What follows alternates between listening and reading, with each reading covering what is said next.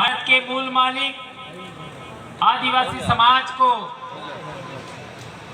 अरावली का बेटा भंवरलाल परमार आपको नमन करता है। भाइयों, जो भी साथी थोड़ा आसपास में है, कुछ जरूरी बातें आपके सामने रखनी है। अति शीघ्र आप इधर पधारें। दूसरी बातें सब बाद में भी संभव है। अभी मेरे भाई खराड़ी साहब बोल रहे थे कि इधर एक जंगल है, उसका नाम सीता माता अभयारण्य है। तो मैं आप सबके सामने कहना चाहता हूं कि भील पेले है कि रामायण के पात्र पेले हैं। तो हमें अभी भी थोड़ा कचरा दिमाग में है, सबको साफ कर लेना चाहिए। यदि भील पेले है तो हमें काल्पनिक पात्रों की कोई जरूरत नहीं है। बिल्कुल।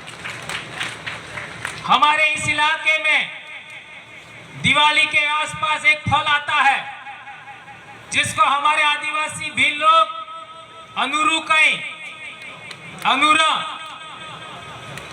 और इसको फारसी उर्दू भाषा में शरीफा कहते हैं, और हिंदी वाले लोग सीताफल कहते हैं। तो इनमें सबसे पुराना शब्द कौन सा है?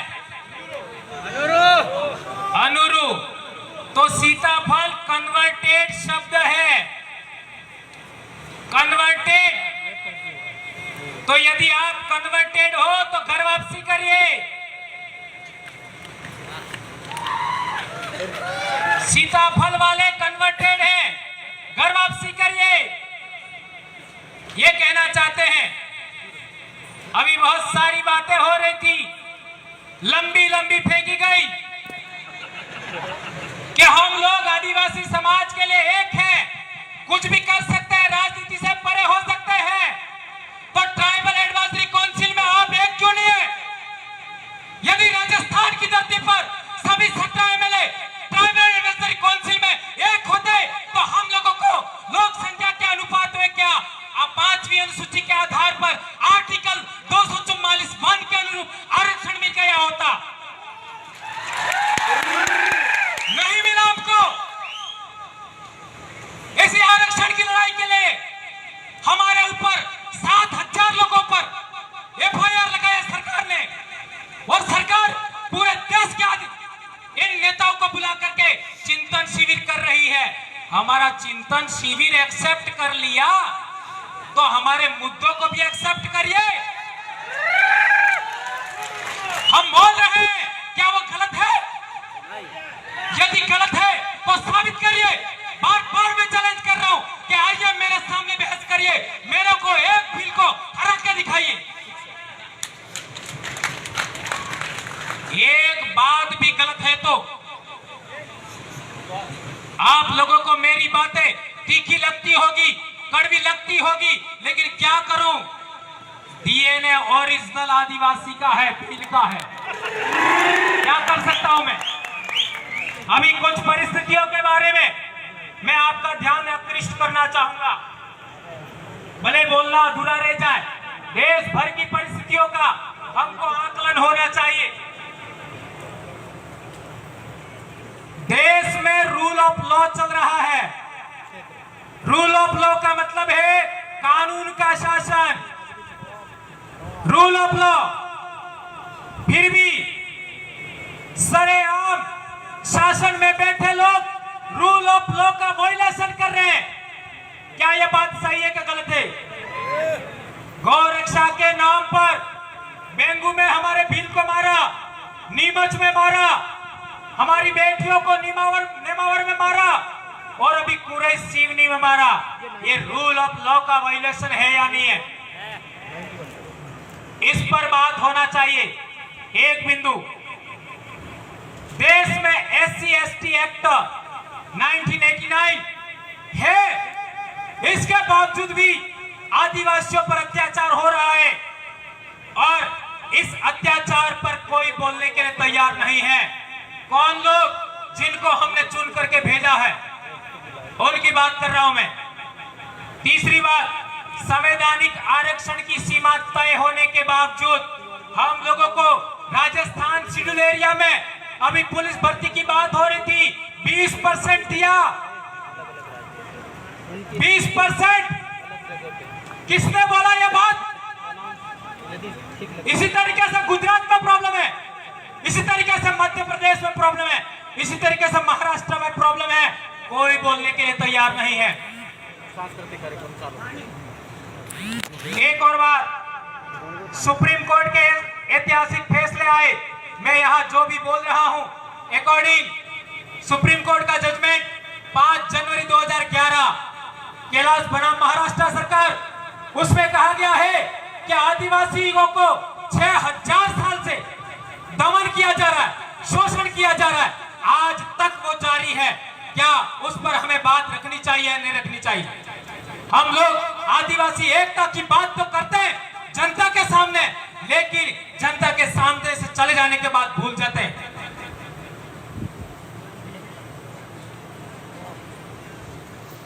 एक और, इसी में सुप्रीम कोर्ट के फैसले आए, कानून बने, वनाधिकार पैसा एक, लेकिन रूल्स और रेगुलेशन नहीं बने, नियम नहीं बने, जिनकी वजह से वो सही तरीके से लागू नहीं हो पाए।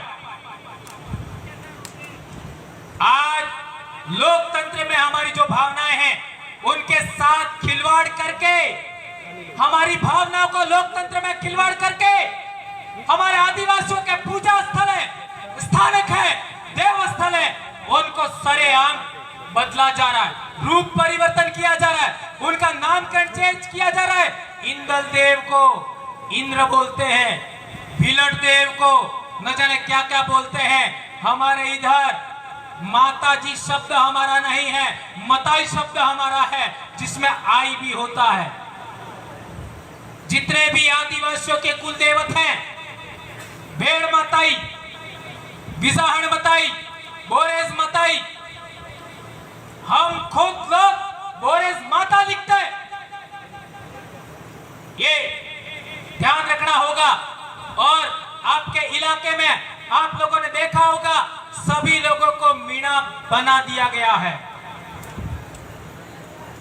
और अभी हम लोगों ने 1956-57 के बाद का डॉक्यूमेंट निकाला, जमीन का रिकॉर्ड निकाला, सभी लोग भील हैं। इसी प्रतापगढ़ जिले में, और बाद में हमारी कम्युनिटी चेंज कर दी। ये हरामखोर कौन थे? थोड़ा शब्द तो गलत निकल गया, उनके लिए कौन थे?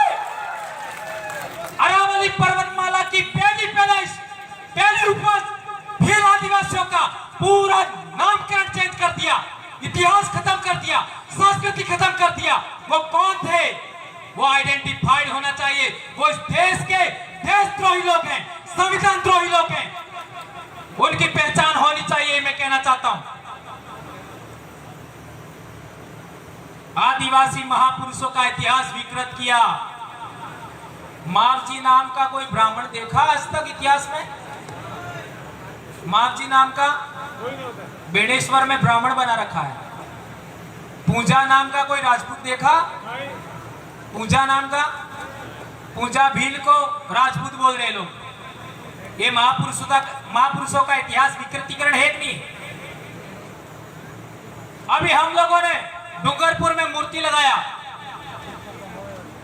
3 साल मूर्ति पड़ी रही, और यह आंदोलन चल रहा 2016 से। एक मूर्ति लगाने के लिए 6-7 साल गुजारती है। एक मूर्ति लगाने से प्रशासन, हमारे जो विधायक हैं, जो नेता लोग हैं, वो आनाकानी कर रहे थे, और हमने लगा दिया तो हमारे ऊपर एफआईआर हो गई। शेड्यूल्ड एरिया के अंदर आदिवासियों का कस्टमरी लॉ लागू होता है, आदिवासियों की रूढ़ी प्रथा चलती है, आदिवासियों की ग्राम सभाओं को पावर है, इसके बावजूद हमारे ऊपर एफआईआर लगाया, और हमको भी लगे हाथ एक मौका लगा कि नगर पालिका के खिलाफ वाद दायर किया जाए। शेड्यूल्ड एरिया में अनुच्छेद 243 ZC के तहत नगर पालिका अवैध है, उस पर हम लोग अभी कोर्ट में वाद दायर करने वाले हैं। पहली जनगणना से 1951 तक हम आदिवासियों का धर्म कोलम कोड था,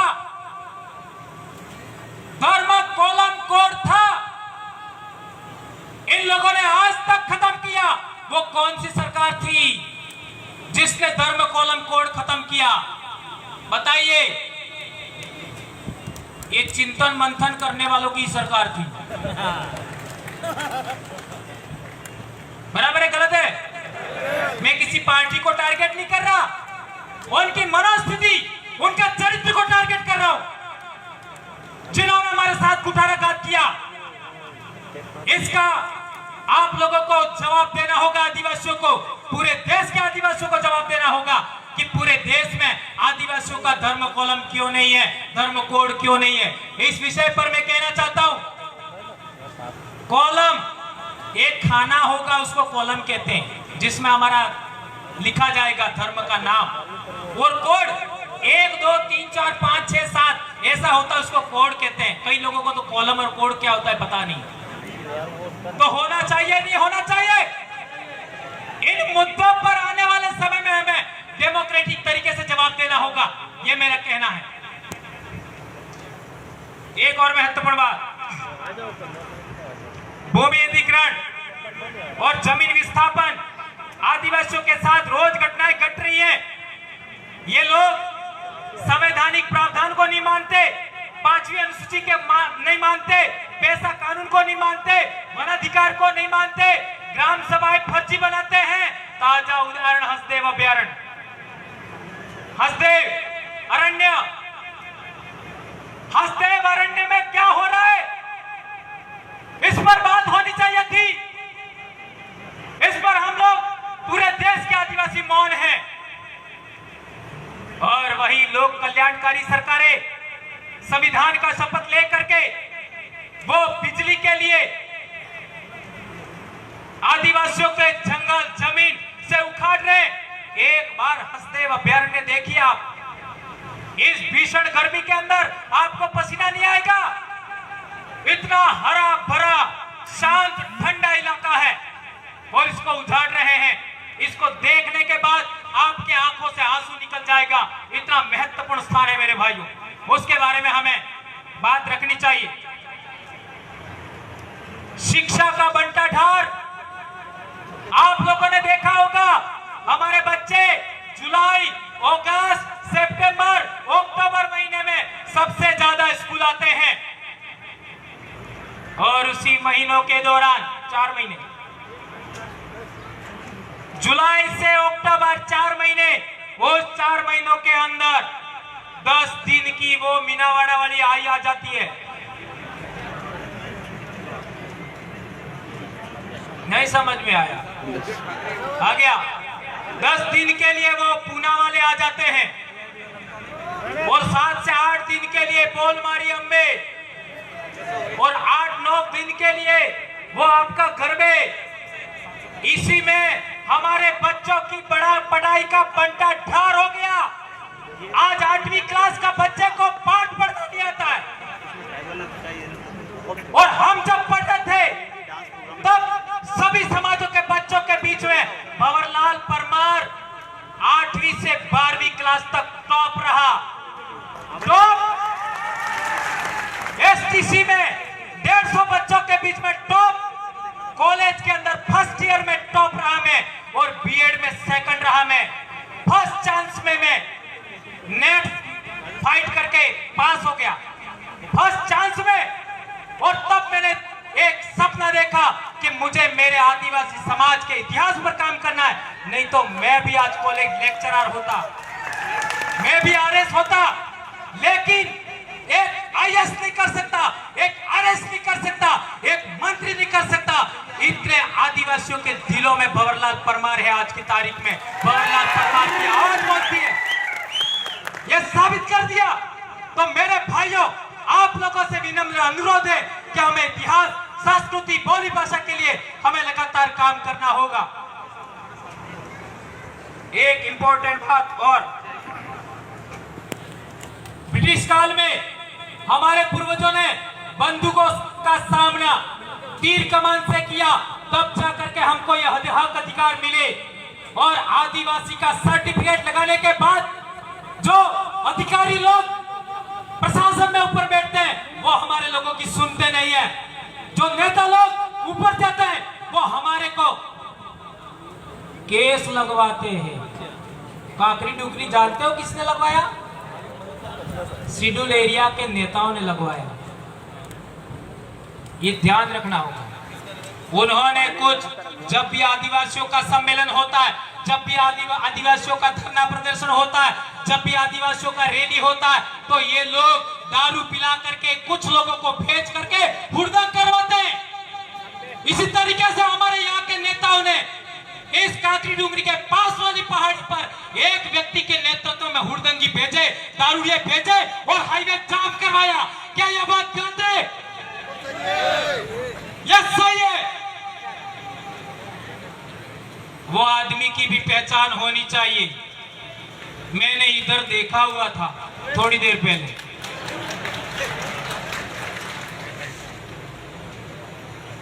ज्यादा तो नहीं होगा? ये देखकर, ये इतने पॉइंट देखकर मुझे लगा कि लोकतंत्र में आप सड़कों पर बोलने से कुछ नहीं होगा, सभा सम्मेलन करने से कुछ नहीं होगा। आदिवासियों का पूरे देश में संविधान के विरोध में जाकर के, सुप्रीम कोर्ट के फैसलों के विरोध में जाकर के, कानून के विरोध में जाकर के आदिवासियों का दमन हो रहा है।